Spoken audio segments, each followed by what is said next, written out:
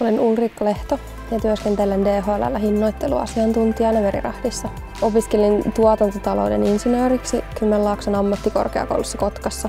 Olen tullut DHL:lle kesätöiden kautta 2008 ja tässä nykyisessä hinnoittelijan työssä on ollut nyt 2 vuotta. Kesätyö on hyvin luonnollinen tapa päästä firmaan sisälle.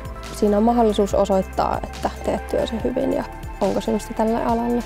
Merirahdin hinnoittelija on ostaja ja meidän työ on ostaa varustamoilta ja muilta yhteistyökumppaneilta rahtia tai ratkaisuja, jotka sitten myydään asiakkaalle. Mielestäni tämä työ on hyvin kansainvälistä, vaikka tämä fyysisesti tapahtuu täällä Vantaalla konttorissa, niin silti me ollaan koko ajan yhteyksissä meidän laajaan verkostoon ympäri maailman. Tässä on helppo olla kansainvälinen lähtemättä kauhean kauaksi kotoa.